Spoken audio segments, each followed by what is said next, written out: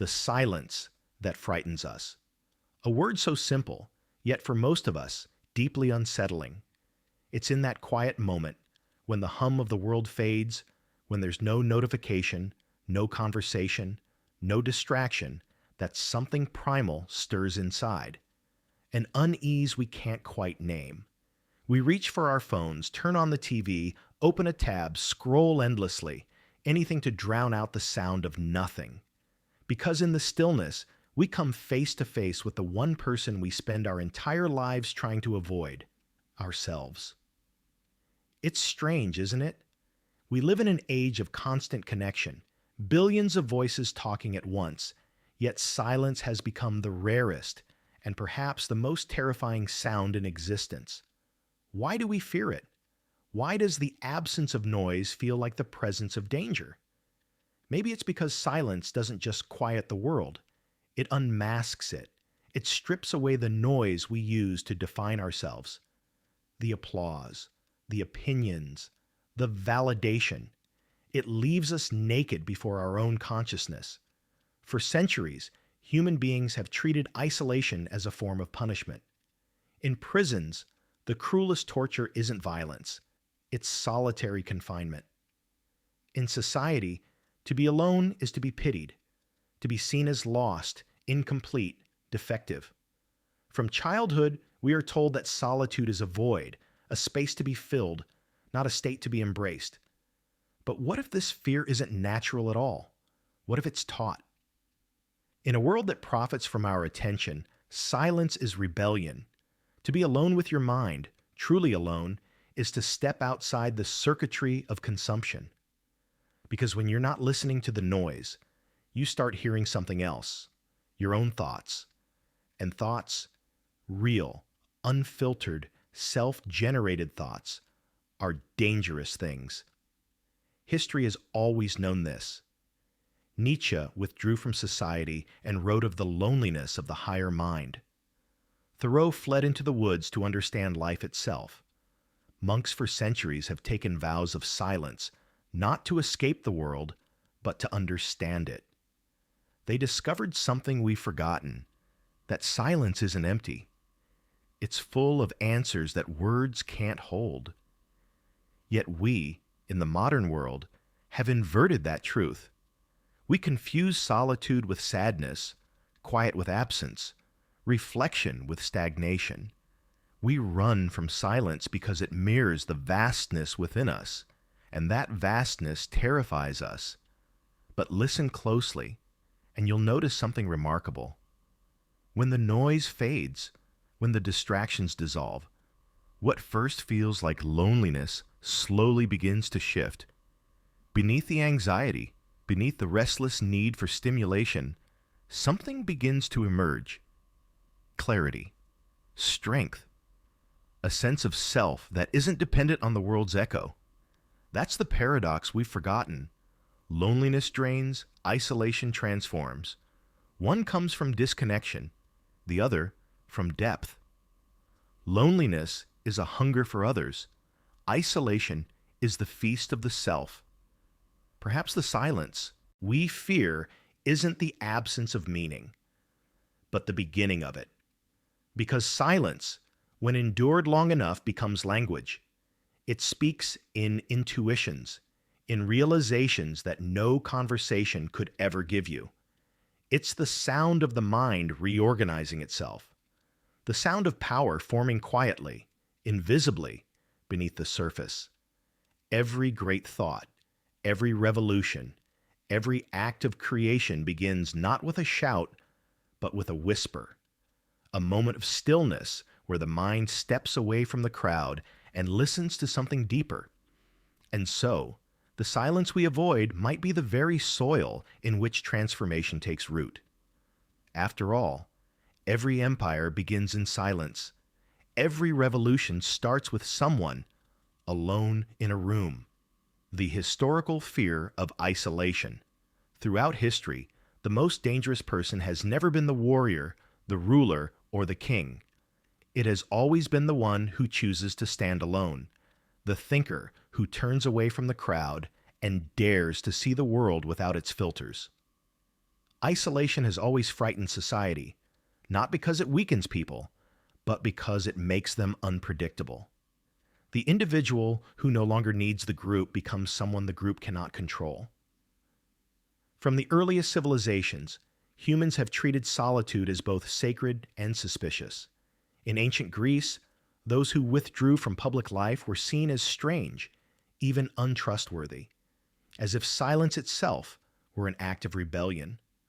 The philosopher who wandered off to think was a mystery to the city. A mind detached from its chorus was a potential threat to its order. Socrates was one such threat. He questioned what others accepted.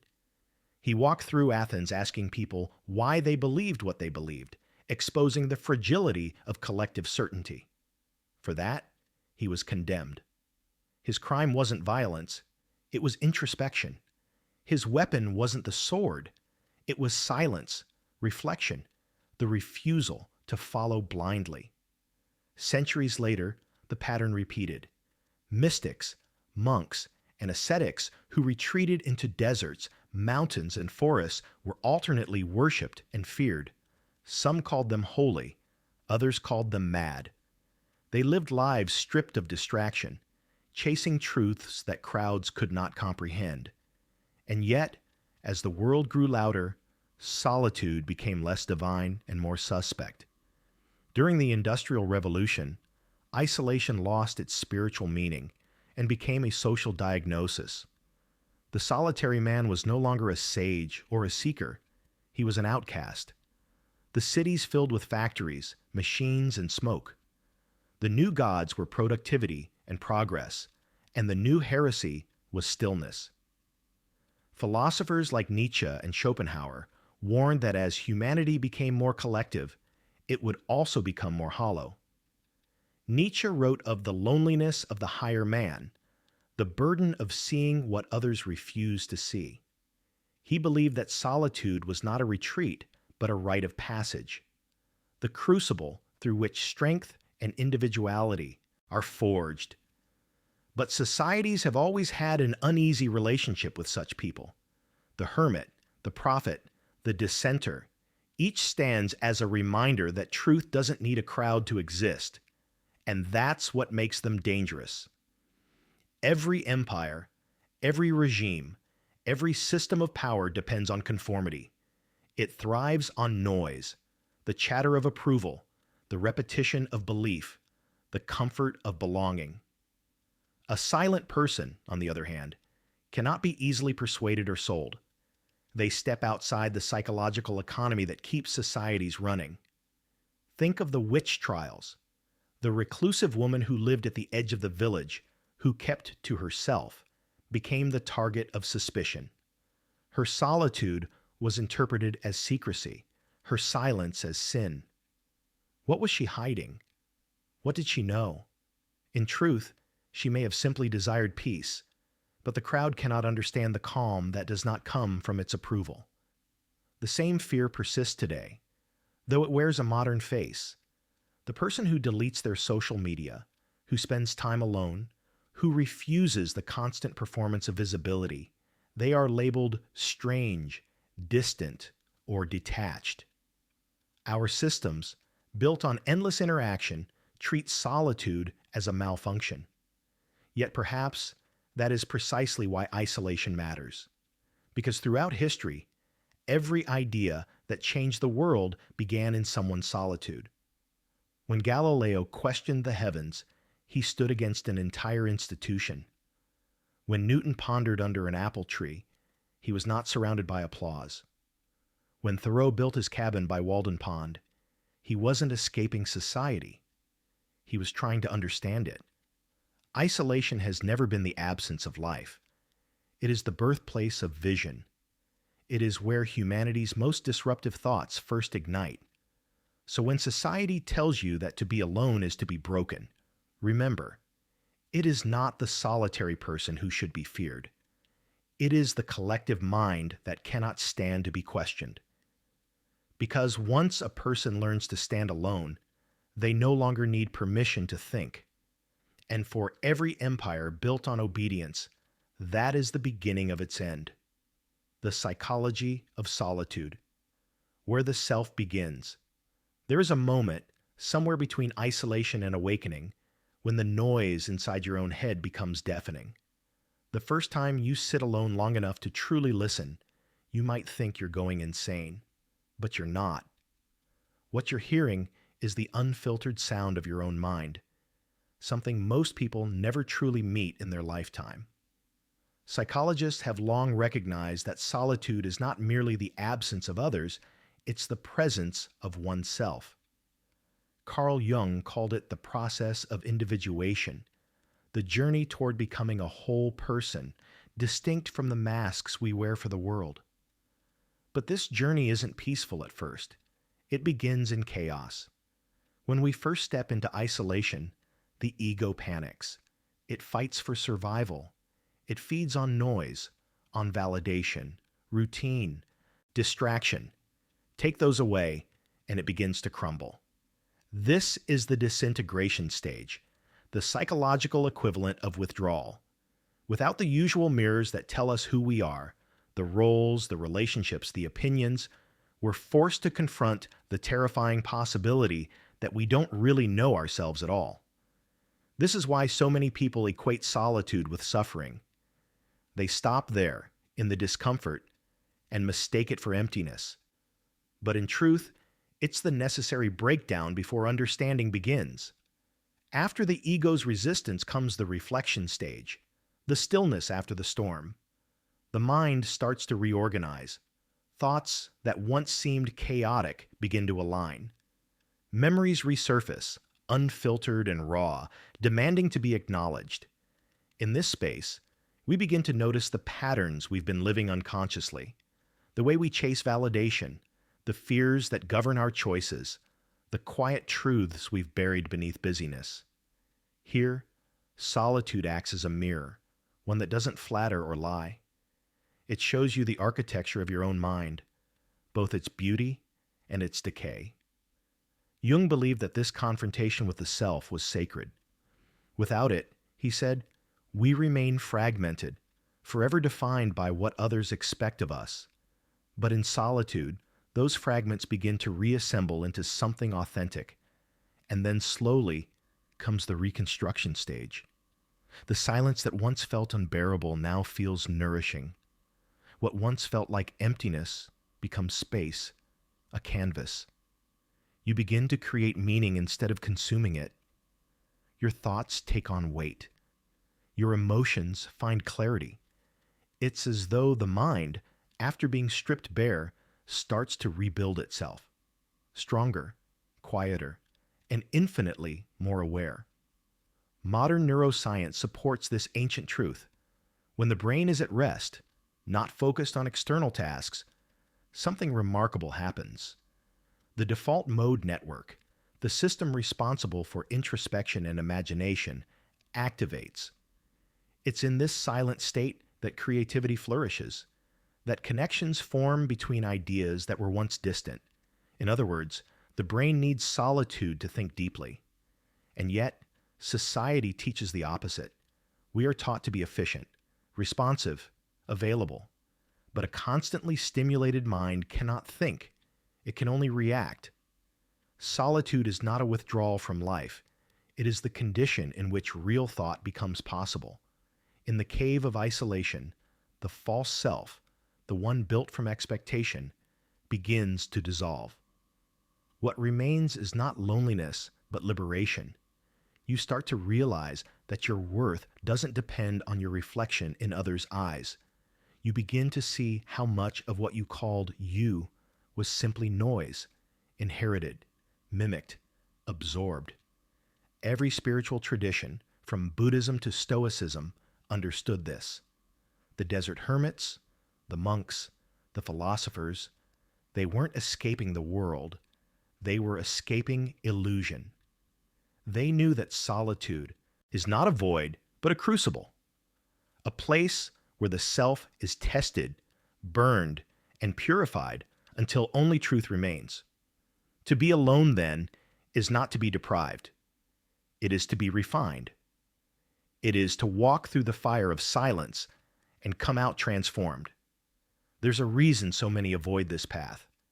It demands that you face everything you've hidden, your fears, your regrets, your weaknesses. It's easier to drown them in conversation, in distraction, in noise. But if you stay, if you let the silence do its work, you find something extraordinary on the other side. You find peace that doesn't depend on others. You find thoughts that aren't borrowed. You find a self that doesn't crumble when the world disapproves. And that is the paradox. Isolation doesn't make you less human. It makes you more real. Because only when you stop running from yourself can you finally meet who you were always meant to be. The manufactured loneliness of modern society. There was a time when loneliness meant being physically alone. A vast desert, an empty room, a silent forest. But today, loneliness follows us everywhere, even in crowds, even in endless streams of conversation. We are surrounded by people, yet we've never been more isolated. Something has changed, and not by accident. Modern society has transformed loneliness from a natural emotion into a commodity. It has taken our ancient fear of isolation and turned it into a market. The result is a world that sells connection but manufactures emptiness. Look around. Every platform, every advertisement, every notification operates on the same unspoken premise: that you are incomplete without attention, that your value is measured by visibility, that silence means irrelevance. This is not connection. It's dependency disguised as belonging. The attention economy thrives on restlessness. Every vibration in your pocket, every new message, every algorithmic recommendation is designed to interrupt solitude before it can deepen. Because a person who can sit alone, content, and undistracted is not profitable. A quiet mind doesn't scroll. A self-assured person doesn't need constant approval. And so, modern life keeps us in a loop, a carefully engineered loneliness that feels unbearable unless it's medicated by stimulation. It is not the solitude of monks or philosophers. It's the isolation of addicts, endlessly chasing the next hit of affirmation. We post, we perform, we pretend. We trade authenticity for visibility. We are told that constant engagement is connection, that silence is social death. But the more we connect digitally, the more disconnected we become spiritually. It's a paradox. The more we share, the less we feel seen. The more we talk, the less we're heard. The more we exist online, the less we exist within ourselves. Social media didn't invent loneliness. It industrialized it. It turned it into a global economy of attention, where every moment of silence is a lost opportunity for engagement. The platforms we trust to connect us actually amplify our sense of separation. Every like promises validation, but delivers only a temporary illusion of intimacy. This is what psychologists now call synthetic companionship. It looks like connection, comments, messages, emojis, but it lacks the depth, vulnerability, and silence that real relationships require. It gives the sensation of closeness without the reality of it. And so, we keep coming back. Because this system doesn't seek to cure loneliness, it seeks to perpetuate it. A society that keeps you yearning never risks you awakening. This manipulation of loneliness is not new. It's merely evolved. Ancient Rome gave its citizens bread and circuses to distract them from existential emptiness. Modern culture gives us streaming services, influencers, and infinite scrolling. The method has changed, but the motive remains: to keep the individual too distracted to notice their own discontent. But there's a quiet rebellion happening in the growing discomfort many people feel with all this noise. That ache, that emptiness that no amount of scrolling can fill. It isn't a sign of weakness. It's evidence of awareness. It's the mind beginning to wake from the trance. Because deep down, some part of us remembers what real connection feels like, the kind that doesn't need an audience. We remember what it means to think without broadcasting, to feel without performing. When you step back from the endless chatter, when you turn off the constant simulation of company, something strange happens. At first, there's withdrawal, the discomfort of absence. But soon after, there's relief. The tension begins to fade. You begin to realize that solitude isn't what makes you lonely. It's the world's imitation of connection that does. This is the great irony of the modern age. The more we try to escape loneliness, the more we deepen it. The more we chase connection, the less we know what it actually means. Because real connection doesn't come from constant presence. It comes from shared silence, from mutual understanding, from the kind of awareness that can only be born in solitude. Maybe that's why, despite all our progress, the loneliness epidemic grows. Because what we're missing isn't each other, it's ourselves. And perhaps the true cure for modern loneliness isn't more connection, but more courage. The courage to disconnect. Because when you finally stop trying to fill the silence, you begin to hear what it was always trying to tell you, that you were never truly lonely, only distracted from the truth that solitude was never your enemy. It was your mirror, waiting patiently to be seen again. Isolation as resistance, isolation as power. There comes a moment when solitude stops feeling like a wound and begins to feel like a weapon. Quiet, sharp, and precise. It is the point where being alone no longer feels like exile, but like elevation. Because isolation, once understood, is not the absence of power. It is the condition in which power is born. In every age, the people who shape the world have first withdrawn from it. Marcus Aurelius wrote his meditations in the silence of his own thoughts, not in the noise of the Senate. Nietzsche walked alone through the mountains, forging ideas that would disturb generations. Tesla spent nights in solitude, chasing visions no committee could comprehend. They all shared a secret that modern culture has almost forgotten. Isolation is not the opposite of participation. It's preparation. In solitude, the mind becomes sovereign. It no longer depends on the approval of the crowd to think, to create, or to exist. This independence, intellectual, emotional, spiritual, is what every system of power fears most. Because a person who has learned to think alone cannot be easily swayed. They cannot be manipulated by trends, guilt, or fear. That is why isolation has always been misrepresented as weakness. It threatens control. Every empire, every ideology, every institution seeks to keep people entangled in collective noise, because noise keeps thought fragmented. But silence allows thought to concentrate, and concentrated thought is explosive. When you withdraw from the constant stimulation of the world, your perception sharpens. You begin to see patterns that others miss. You begin to understand how much of society's noise is a distraction, a performance designed to keep minds occupied and obedient. Solitude becomes a kind of resistance, not through violence or protest, but through awareness. It's a refusal to participate in the shallow rhythm of consumption and conformity. It's saying, I will not be programmed. This is why true solitude is so misunderstood. To those still dependent on the crowd, the one who walks alone looks arrogant, antisocial, detached.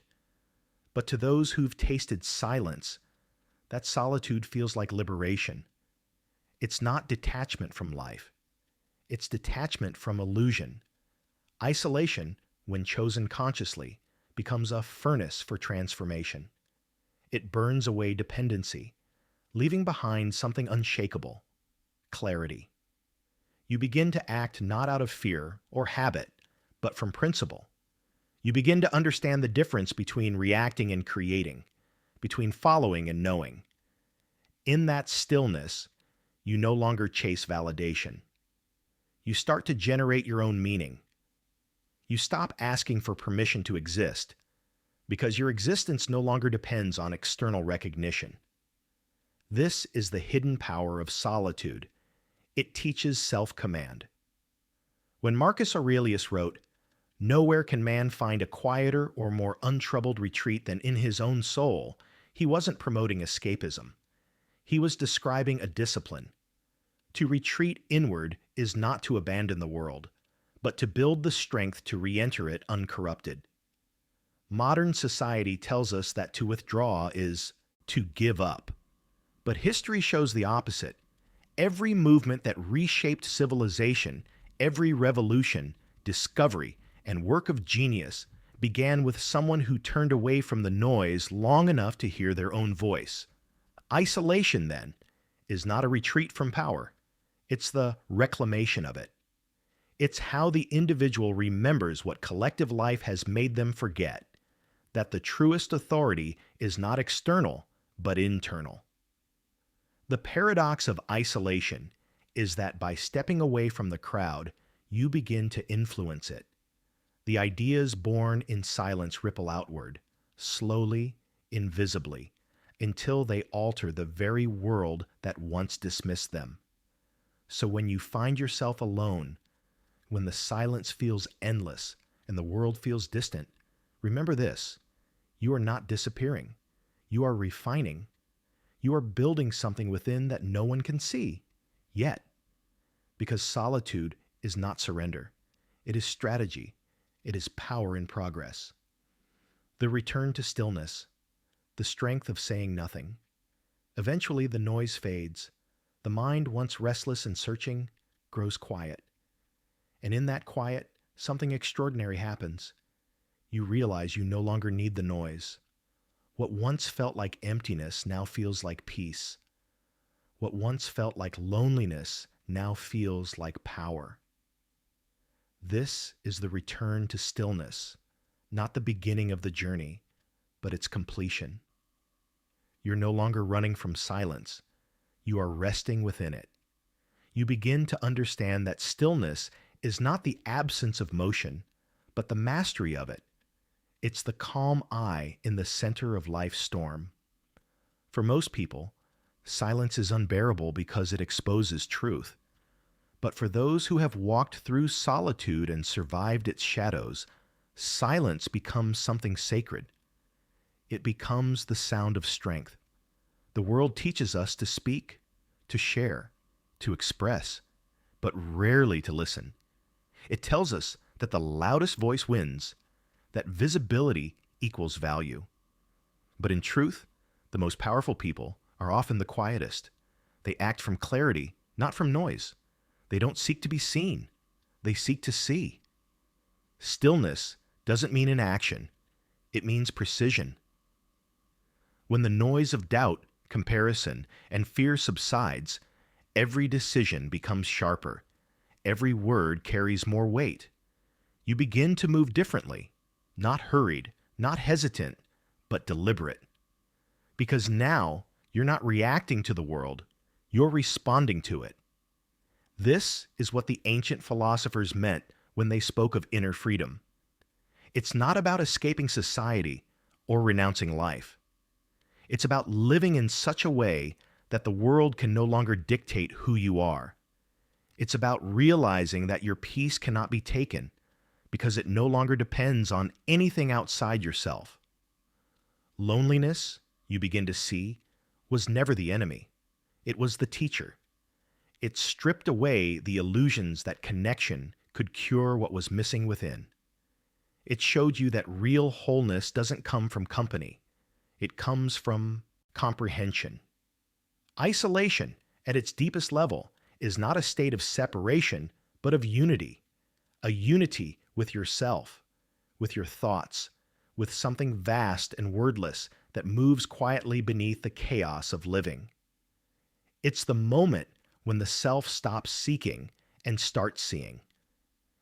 And once you experience that, the world feels different. You no longer fear silence, you crave it. You no longer chase belonging, you embody it. You no longer measure your worth by attention, but by awareness. Because true strength doesn't roar, it resonates. It's the power that comes from being unmoved by noise, unbroken by solitude, untouched by the chaos of others. So when the world demands your voice, your opinions, your constant participation, remember this. Sometimes, the greatest power lies in saying nothing at all. To be still, in a world addicted to noise, is to resist. To be alone, in a world terrified of solitude, is to awaken. And one day, when everything you once clung to has faded, when the screens dim, the chatter dies, and the crowd disperses, you will find yourself standing in the same silence you once feared. Only this time, you won't be running from it. You'll be standing in it, calm, centered, whole. Because in the end, all power returns to stillness. And all stillness, once understood, reveals its secret. You were never alone. You were only learning to hear yourself.